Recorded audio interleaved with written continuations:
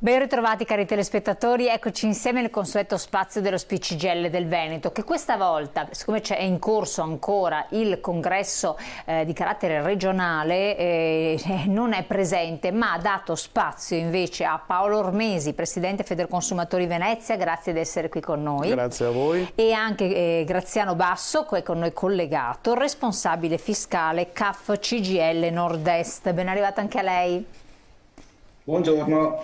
E allora, quindi ci sarà questo spazio per che cosa? Per fare il punto su una situazione che è molto pesante, cioè il caro vita in Veneto in modo particolare grava soprattutto su certe fasce più deboli, anche sui pensionati rispetto ad altre parti d'Italia, perché il livello di inflazione è particolarmente alto, i beni e i servizi sono aumentati di prezzo in modo considerevole e quindi come destreggiarsi, che cosa le varie diciamo anche comunità locali hanno escogitato per venire incontro ai cittadini, cosa prevede la legge, cosa è previsto anche nella legge di bilancio attuale, quali sono le agevolazioni anche di carattere fiscale, quindi parleremo anche di bonus.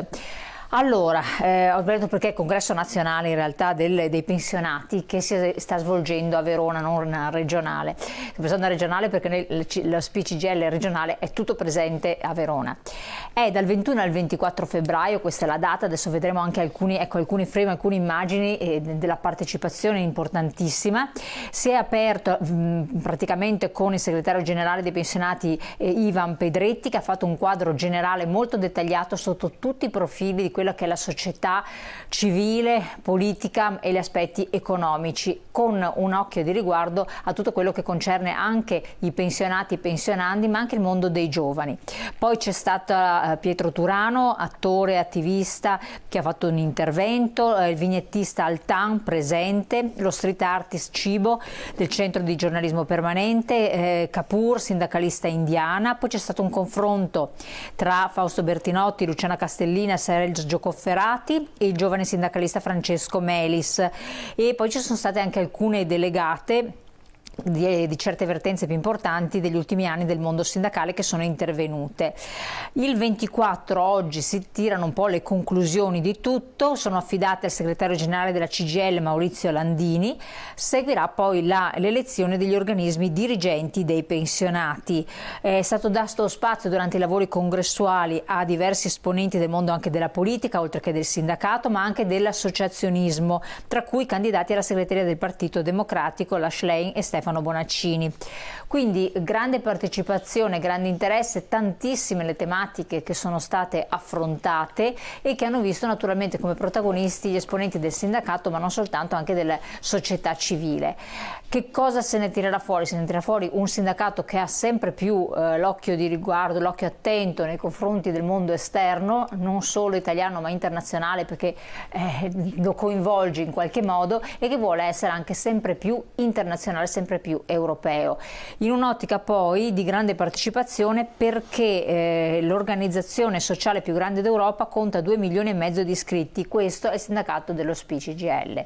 Detto questo, andiamo subito a noi invece, e io direi di incominciare con lei come Federconsumatori, perché voi periodicamente a livello nazionale ma anche a livello territoriale fate delle indagini, fate delle ricerche, e quelle che sono particolarmente difficili da affrontare perché ci mettono davanti la realtà, ce la sbattono, sono quelle sul caro vita. Vediamo un po' la prima slide. Allora, gli indicatori che cosa ci stanno a dire, che già peraltro sappiamo, però così li abbiamo in qualche modo cartolarizzati? Direi questo, che siamo di fronte a una situazione a cui non eravamo più abituati. Siamo tornati agli anni 80, all'inflazione degli anni 80, questo è il problema grossissimo.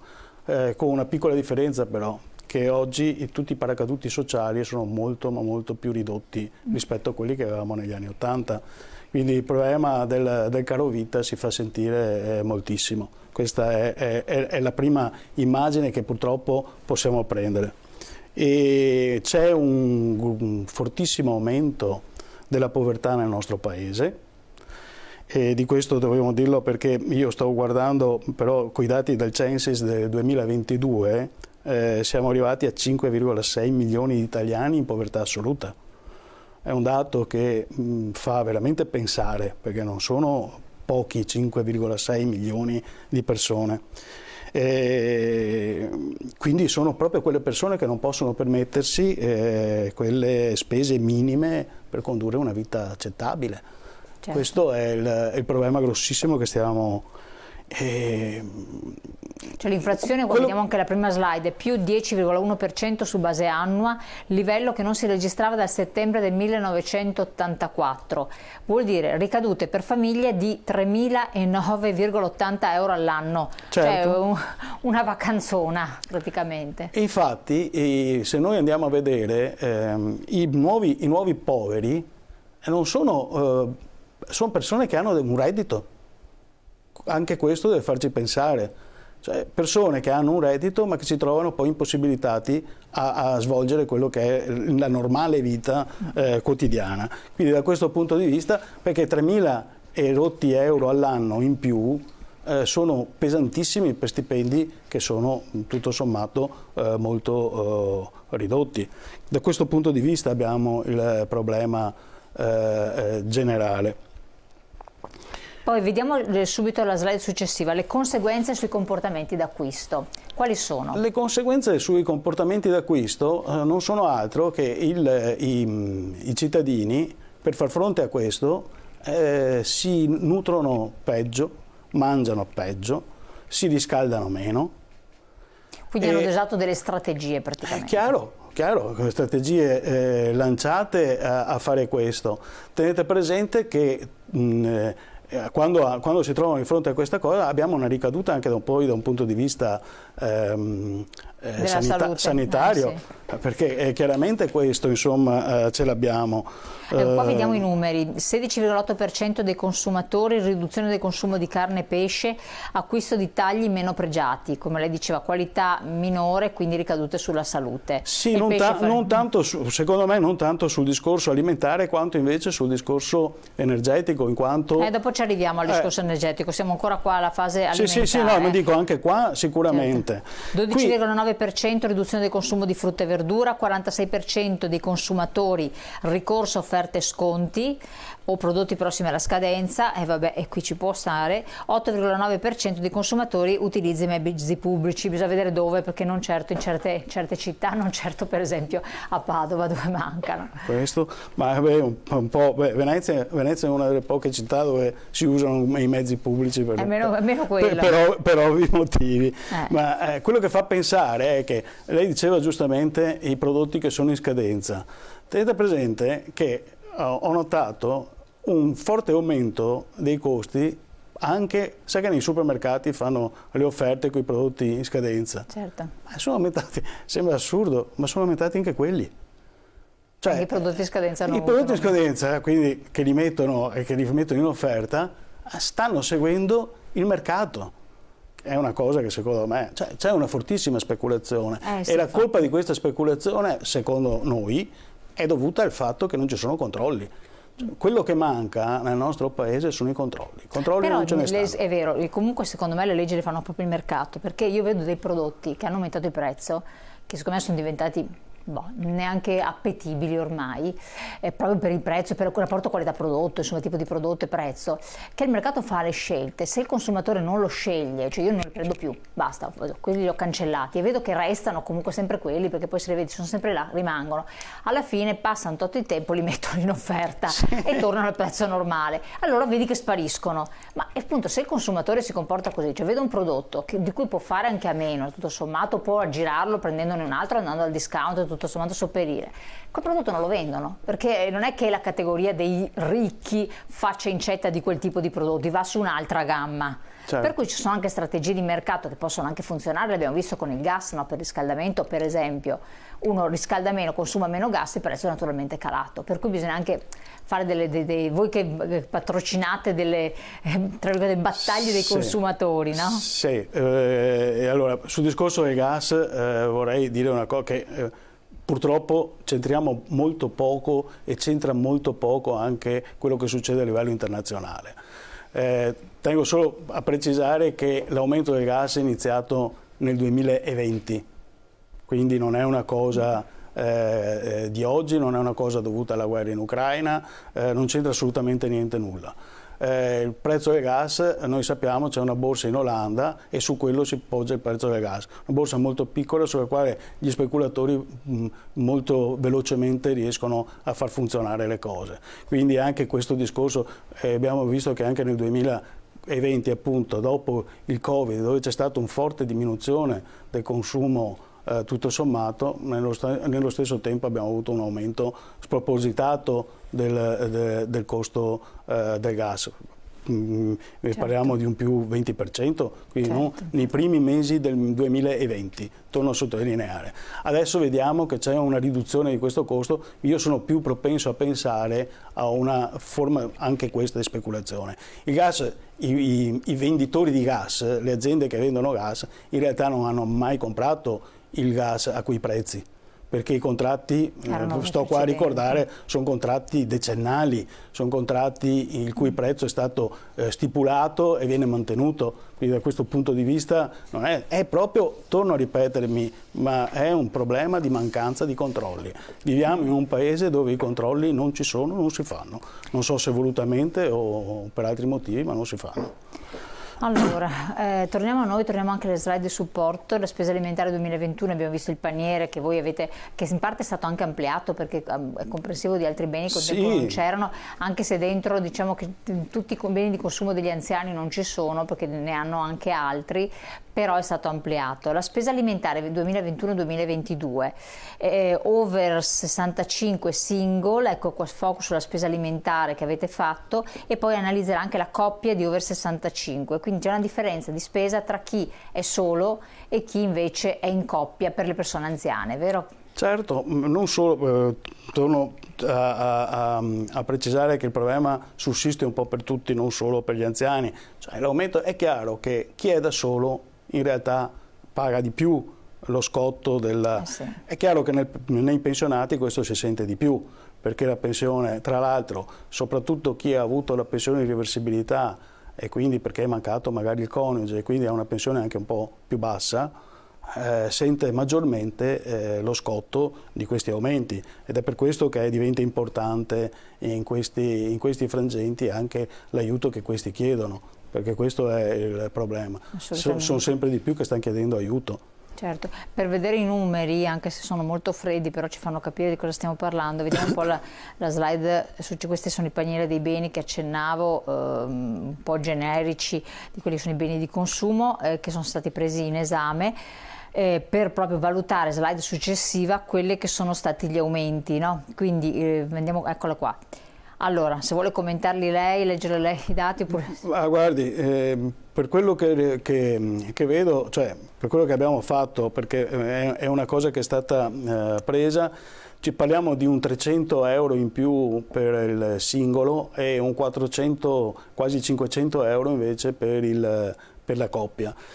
Quindi il singolo ci rimette perché... Come dicevo prima, cioè la coppia, bene o male, ma è anche logico, no? Se si vive in due si riesce di più a risparmiare rispetto a chi vive da solo, perché poi in realtà paga tutto questo. Certo. E ritorno al discorso che avevo fatto prima, cioè che i nuovi poveri sono portatori di reddito. Cioè il pensionato che si trova con la pensione di reversibilità si trova in povertà. Questo è il problema grossissimo che ha questa situazione che stiamo vivendo oggi. Oggi chi ha un reddito che non è un reddito elevato si trova in povertà. E questa è una tragedia. Per capire l'andamento degli aumenti, sempre fonte Istat, elaborati dallo SPCGL del Veneto, vediamo appunto la grafica.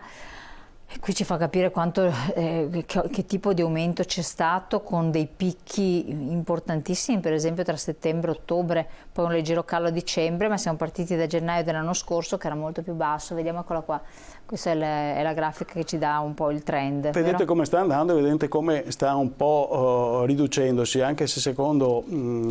bisogna vedere bene, perché secondo me grossa riduzione non c'è. Non c'è perché... si è instaurato un meccanismo per cui sta aumentando tutto, sta aumentando, è una conseguenza.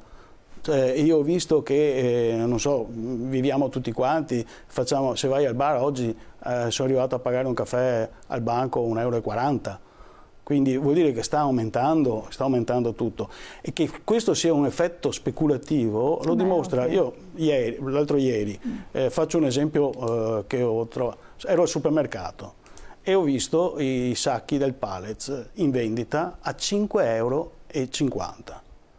E mi sono chiesto, ma com'è possibile che a dicembre era a 15 €? Questo sta a dimostrare che veramente non c'è più controllo sui prezzi, perché il pallet è lo stesso. Qualcuno deve spiegarmi come facevano a venderlo a 15. Stesso supermercato lo vendeva a 15 €, oggi lo vende a 5,5 €. Non l'ha più venduto. Ma sì, ma no, ma vuol adesso dire, non si può neanche utilizzare. sì, ma vuol dire che evidentemente c'è qualcosa che non funziona, c'è qualcosa, torno a ripetermi, ma i controlli devono essere fatti. Prima di andare in pubblicità voglio vedere ancora l'altra slide, quella successiva, perché fa capire un attimo anche le cifre proprio per le valutazioni di certi beni che sono di importanza determinante, cioè latte e formaggi hanno avuto un aumento tra un periodo e l'altro rilevante, più 7,86 € per il singolo, più 13 € per la coppia, pane e cereali più 7,81, più 12 per la coppia, la carne più 6,49 € e più 10,75 per la coppia. Insomma sono cifre rilevanti, quindi non bisogna, secondo me anche come associazioni fatto bene a riscontrarlo, ma come sindacato però andrebbe rilevato ancora di più poi a livello nazionale. Torniamo su questi temi, andiamo in pubblicità prima. Ok.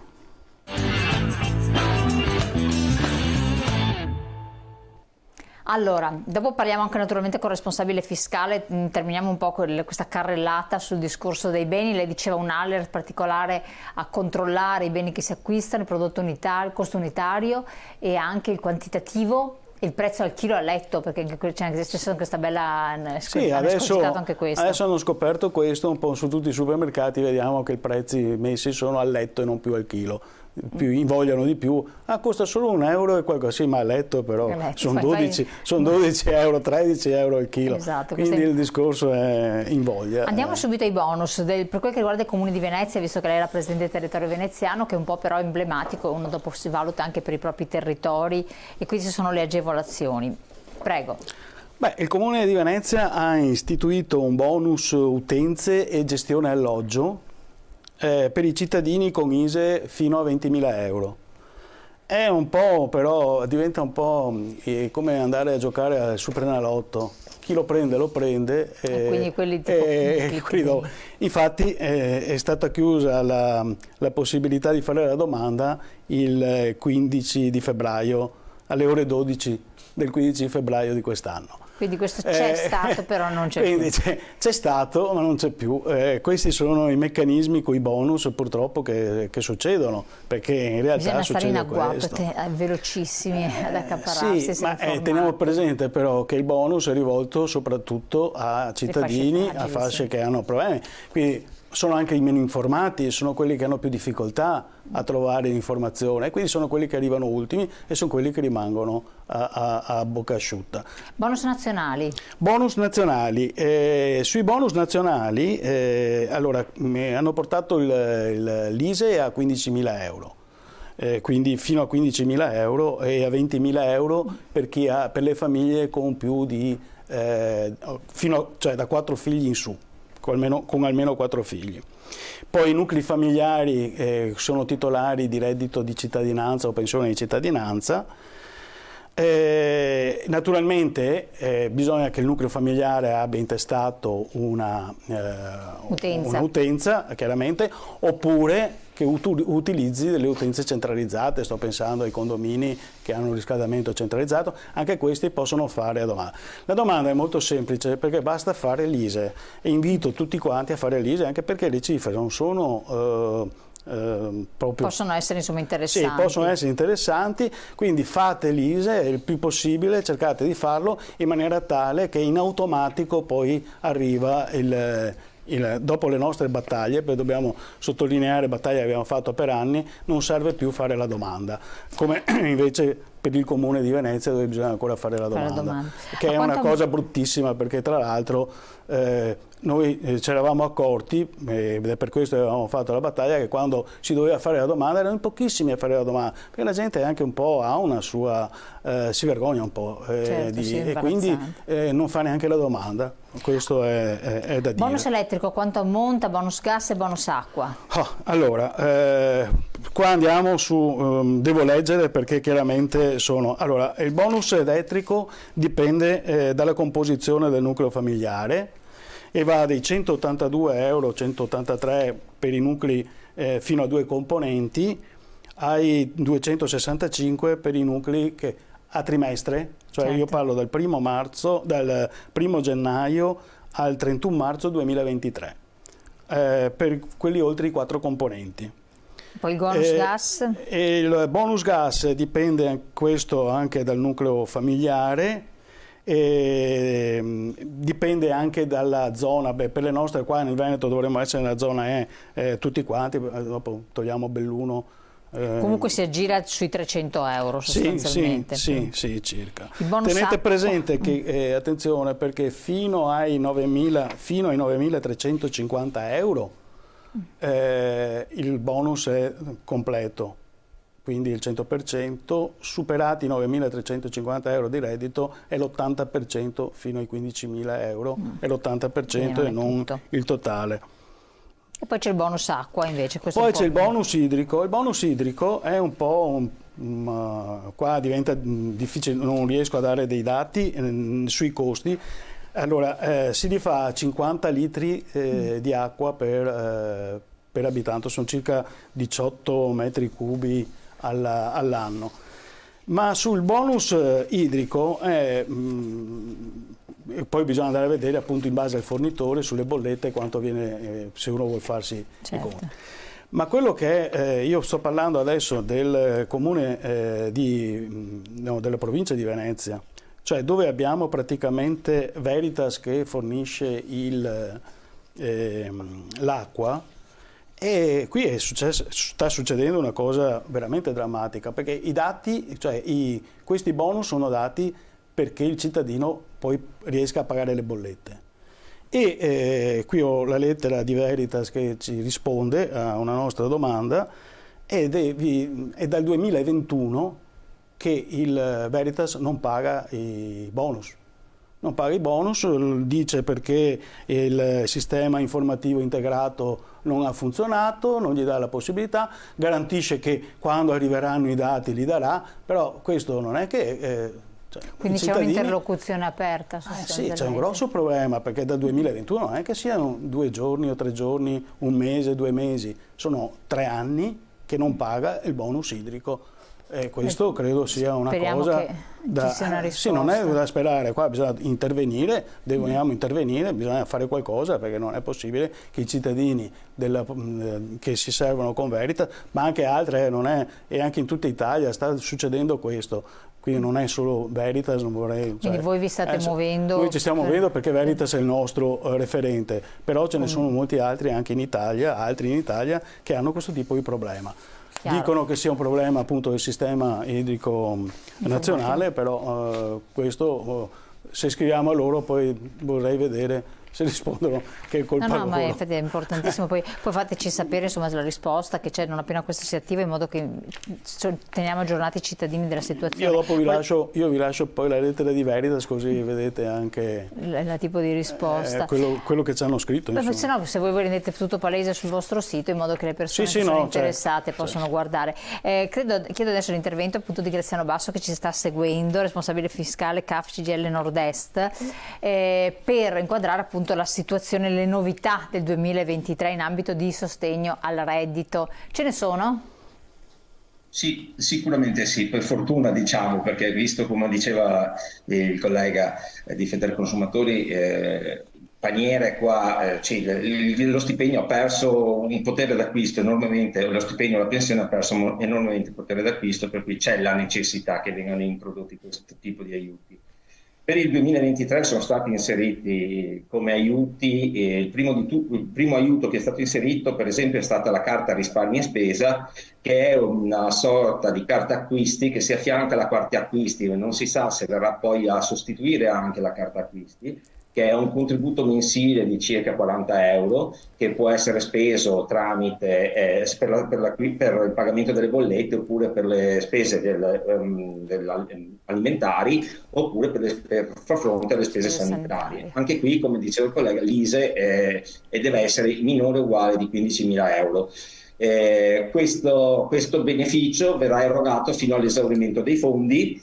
E per poter accedere a questo tipo di beneficio il cittadino dovrà poi accedere al comune di residenza per poter presentare l'apposita domanda, tenendo presente che per il comune i fondi messi a disposizione tramite la normativa nazionale praticamente sono stati predeterminati, stanziati anche tenendo conto del numero di cittadini, per cui il comune poi in sede di erogazione terrà conto della misura e di quanto poter poi erogare in base a quanto gli è stato elargito sulla base anche del numero di cittadini residenti.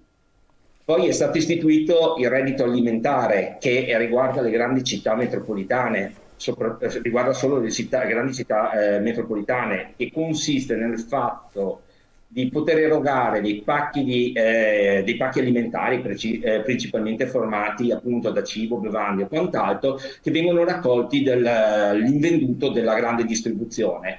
Come avviene questa raccolta? Per poter realizzare questo progetto di reddito alimentare vengono coinvolte i soggetti del terzo settore, che saranno poi i soggetti che si attiveranno per l'acquisizione di questi beni, di queste derrate alimentari, come cibo e bevande, e poi anche provvederanno alla distribuzione. Saranno loro l'oggetto attivo abbinati alla gestione della grande città metropolitana. Diventerà operativo dal 2023 e vedremo poi quali saranno le modalità con cui poterlo attuare. Questa è una buona cosa, però come potete vedere l'ISEE di riferimento è minore o uguale di 8.000 euro, sì, molto molto basso. È piuttosto basso. Sicuramente una persona normale con una pensione minima o un minimo di integrazione rischia, se ha magari quei 2 soldini messi da parte nel conto corrente e magari possiede anche la casa di abitazione, magari una casa anche con una rendita normale, rischierebbe anche di fuoriuscire da quella che è poi l'ISEE, soprattutto se vive da solo, perché giustamente l'ISEE, dobbiamo ricordarlo, è la somma dei redditi dei patrimoni posseduti dal nucleo familiare e non è la mera somma, ma è dato dalla somma dei redditi e patrimoni suddivisi per i componenti del nucleo familiare, per cui è penalizzato, come si diceva sempre, di più il singolo, perché il coefficiente di divisione è 1, e viene maggiormente agevolato chi ha più componenti del nucleo familiare, in quanto la scala di equivalenza, che è poi la scala di ripartizione del reddito per i vari componenti del nucleo familiare, sarà maggiore, per cui l'importo dell'ISEE risultante sarà inferiore. Certo, la interrompo un attimo, che riprendiamo questo punto dopo la pubblicità, perché c'è anche il bonus bollette, ce ne sono anche altri, abbia pazienza. Aspettate un attimo, qualche secondo di pubblicità, tra poco.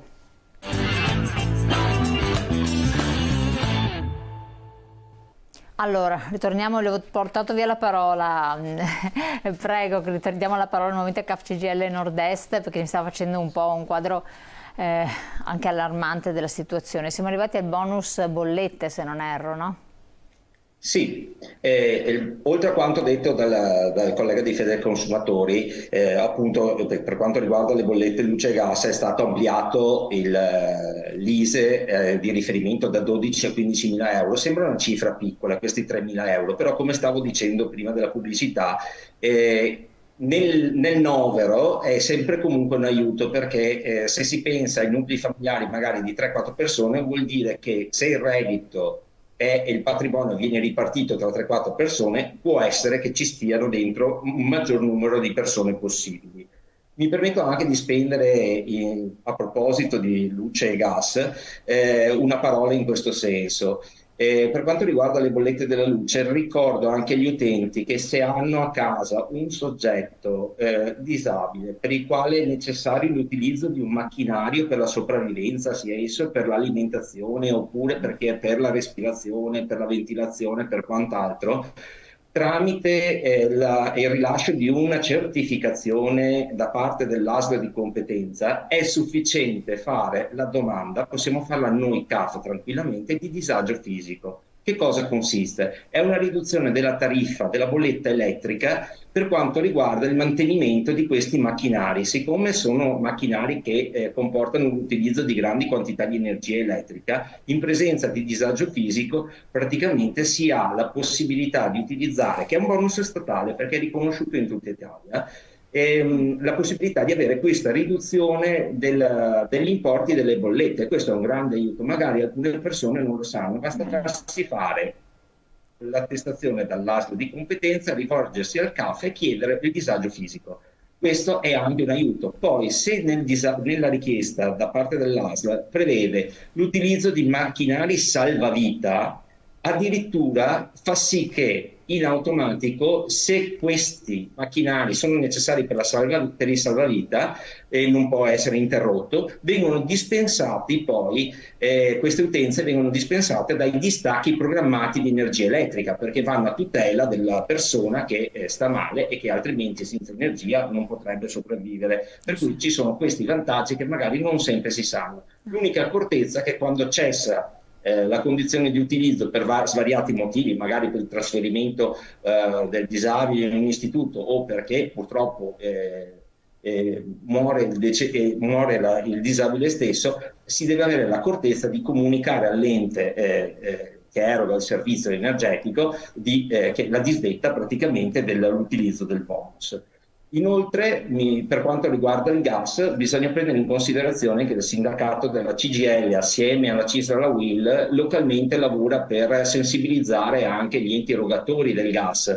Infatti fa delle convenzioni per ottenere delle tariffe sociali. Ad esempio in provincia di Treviso per il passato si sono avute delle agevolazioni che sono andate a sommarsi, tipo con Ascotred, si sono andati a sommarsi con quelli che sono i bonus statali, aumentando lo sconto in fattura delle singole bollette, ma semplicemente anche facendo un parallelo anche con le aziende di asporto rifiuti della sinistra Piave trevigiana si sono riusciti ad ottenere delle tariffe sociali che permettono di avere anche lì un risparmio dei costi della gestione del servizio dell'asporto rifiuti.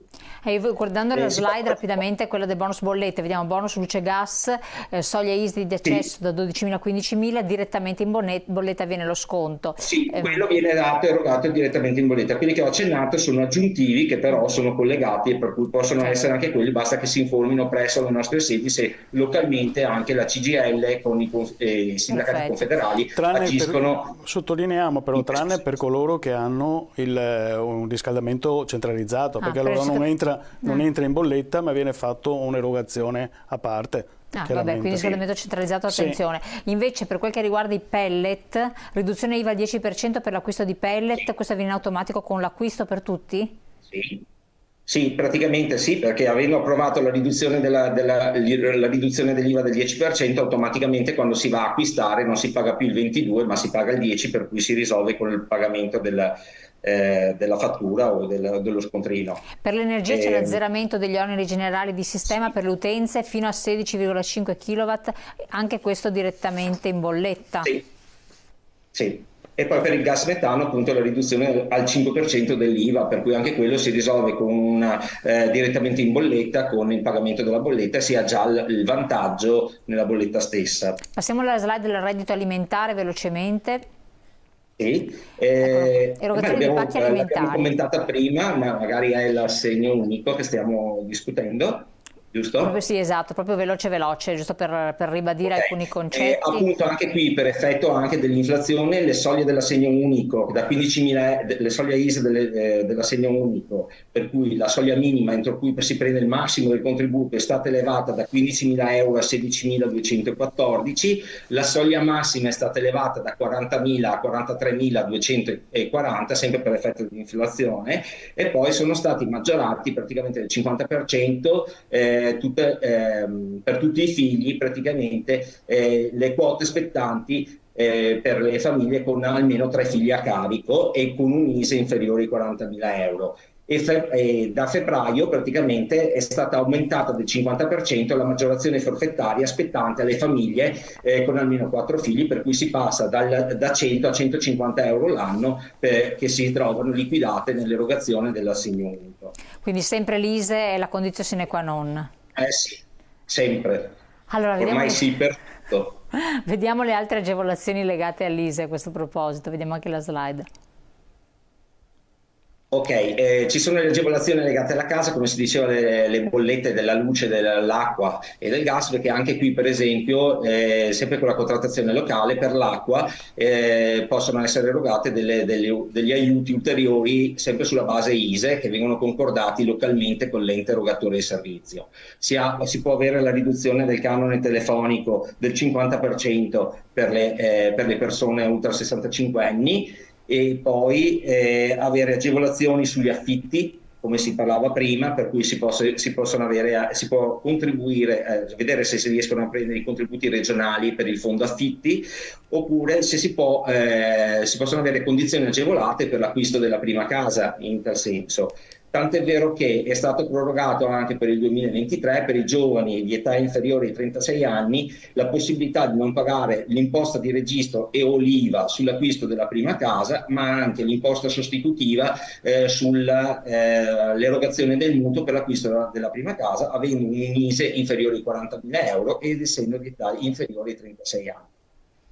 Poi per quanto riguarda le agevolazioni dei figli, l'ISE, a parte l'assegno unico di cui abbiamo appena parlato, è necessario per ottenere le borse di studio regionali, per cui per vedersi riconoscere i contributi a titolo di spese scolastiche, oppure per la mensa, per il trasporto scolastico, per la riduzione delle tasse universitarie, certo, per i figli che vanno all'università, oppure per ottenere dei contributi per l'alloggio per chi studia fuori sede, e addirittura anche in taluni casi per l'esenzione della quota della retta dell'asilo nido. Siamo in chiusura, velocemente: persone disabili, persone anziane, menzioniamole sì, sempre con praticamente ci sono i contributi regionali che permettono di mantenere a casa l'anziano o il disabile a casa, per i quali vengono erogate appunto l'impegnativa di cura domiciliare oppure dal comune di appartenenza, oppure i sussidi che vengono erogati per i dipendenti pubblici, che si chiamano home care,